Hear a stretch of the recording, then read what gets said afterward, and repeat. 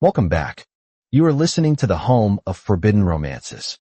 Prepare yourself, because tonight's story will leave you breathless. The intercom cracked, the static sound cutting through the hum of the departure lounge like a gunshot. All flights are grounded. Security lockdown initiated. No one leaves the terminal. Julian froze, his boarding pass crumpling in a fist that had turned white-knuckled and trembling.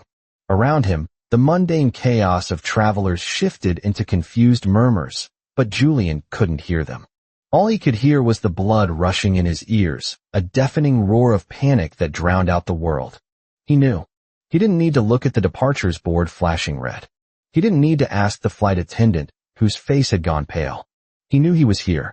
The air in the terminal, recycled and stale only moments ago, suddenly grew heavy, charged with a scent that bypassed logic and struck directly at the primitive stem of Julian's brain, the scent of rain-soaked earth and terrifying, unbridled ozone. It was the scent of a storm. It was the scent of the man Julian had left naked in a tangle of silk sheets only 4 hours ago. To understand why a man like Julian, a calm, composed pianist who prided himself on his invisibility, was currently hyperventilating in Terminal 3, one must rewind to the mistake that shattered his life. It began with a lie. Julian Vane was an Omega, a fact he had spent 24 years concealing under layers of illegal beta-suppressants and nondescript clothing. In the hierarchy of the city of Oakhaven, Omegas were prized trophies, not people. And as the last remaining heir of the bankrupt Vane family, revealing his dynamic would mean being auctioned off to clear his father's gambling debts. So he lived as a ghost. Until last night.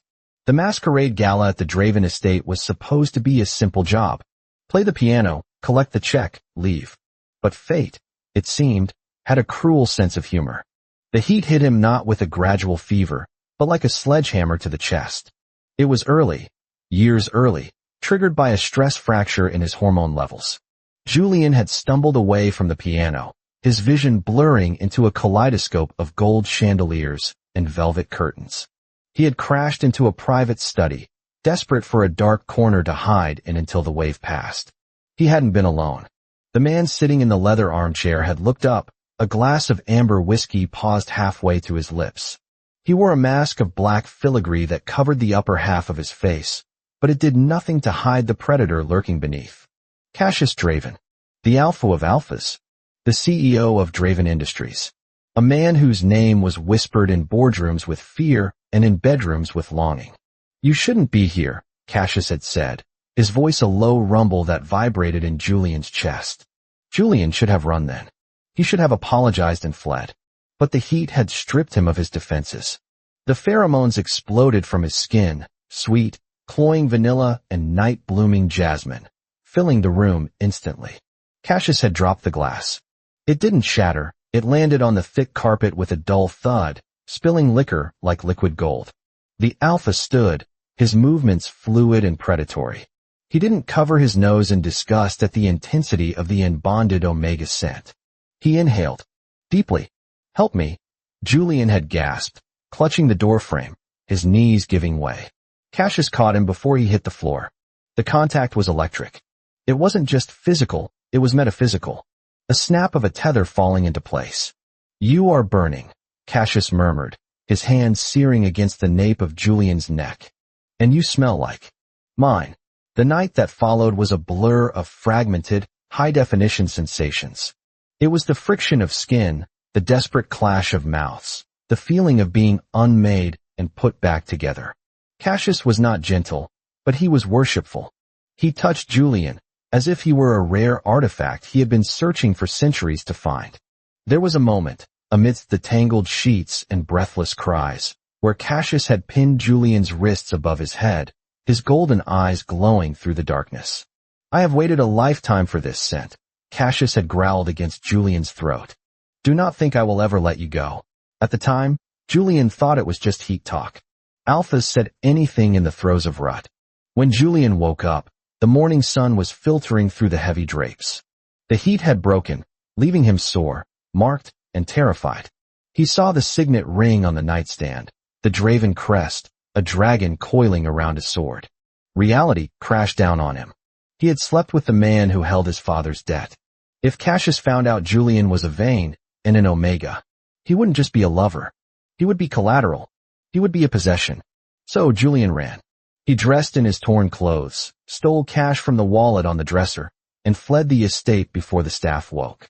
He went straight to his apartment, grabbed his passport, and booked the first ticket out of the country, which brought him back to the airport, to the flashing red lights, to the announcement that felt like a cage door slamming shut.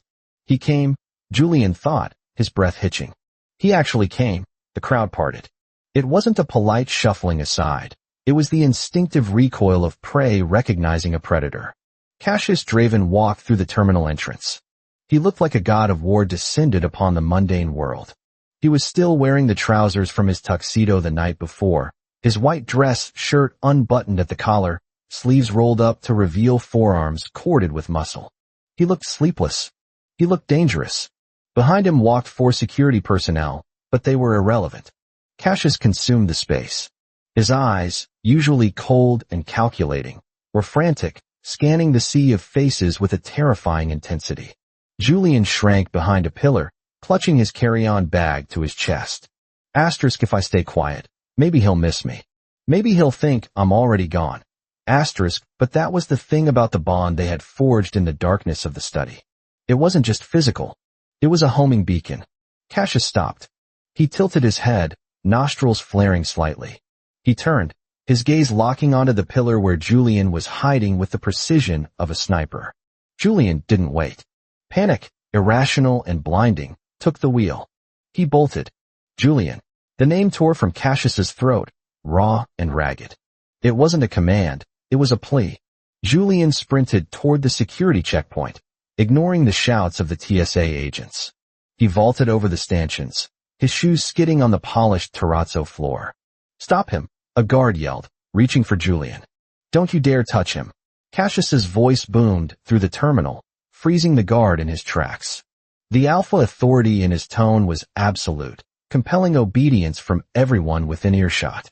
Julian scrambled toward the escalators, but the path was blocked by the airport security team Cassius had clearly mobilized. He spun around, trapped. Cassius was closing the distance. He wasn't running. He was stalking, eating up the ground with long, purposeful strides. The crowd watched in stunned silence, witnessing a drama more potent than any movie. Stay back, Julian shouted, his voice cracking. He backed up until his legs hit the glass railing overlooking the lower level. I'll scream. Cassius stopped 10 feet away. He held his hands up, palms open. It was a gesture of surrender that looked jarring on a man of his stature. His chest was heaving. Julian, Cassius said, his voice dropping to a low, rough timbre that made Julian's knees weak. Come here. Why are you doing this? Julian cried, tears stinging his eyes. It was one night. It was a mistake. My suppressants failed. I'm a Vane. You hate my family. You owe my debt. Just let me go, and you'll never see me again. Cassius looked confused, genuine pain flashing across his features. Is that what you think this is? About debt? About names? You're an alpha. Julian spat, the fear making him vicious. To you, I'm just a prize. A conquest. Cassius took a step forward. You think I shut down an international airport for a conquest? You're insane. I am. Cassius admitted, taking another step. I woke up and the other side of the bed was cold. The scent of you is fading. And for the first time in my life, I felt fear. Real, paralyzing fear. Julian pressed his back against the glass. Stay away. I can't, Cassius said simply. I tried. When I saw your note, I tried to let you go. I sat on the edge of the bed for an hour. But then my chest started to ache. Not metaphorically. Physically. Like my heart was trying to claw its way out to find you. He took another step. 5 feet away. You're a Vane, Cassius acknowledged. I don't care. You owe me money. I'll burn the promissory notes. I'll burn the whole bank if that's what it takes. Just don't run. The raw vulnerability in the alpha's eyes shattered Julian's resolve. This wasn't the monster he had constructed in his mind. This was a man unraveling. Why? Julian whispered. Cassius dropped to his knees. A collective gasp went through the terminal. The billionaire tycoon, the untouchable Cassius Draven, was kneeling on the dirty airport floor in front of a shivering young man in a worn-out coat. Because, Cassius said, looking up at Julian with eyes that burned like molten gold, my soul recognized yours the moment you walked into that room. You aren't a one-night stand, Julian. You are my mate. The silence that followed was heavy, thick with the weight of the declaration. Fated mates were rare, the stuff of legends and old fairy tales. To find one was a miracle. To reject one was agony. Julian looked at the man kneeling before him.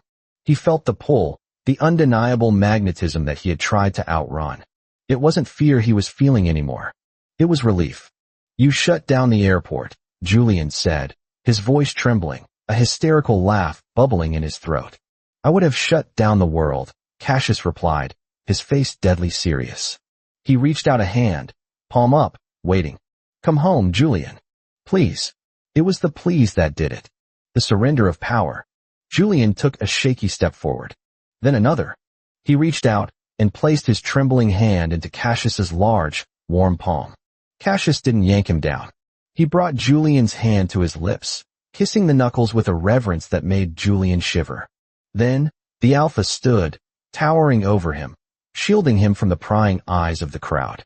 I'm scared, Julian admitted softly. I know, Cassius murmured, pulling Julian into his chest, wrapping his arms around him like a fortress.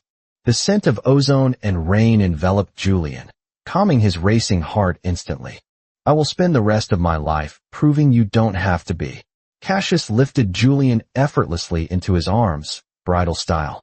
Julian buried his face in the crook of the Alpha's neck, hiding from the cameras that were starting to flash. Let's go home, Cassius commanded to his security team. As they walked out of the terminal, leaving the chaos and the stunned travelers behind, Julian realized he hadn't been running away from danger. He had been running toward it.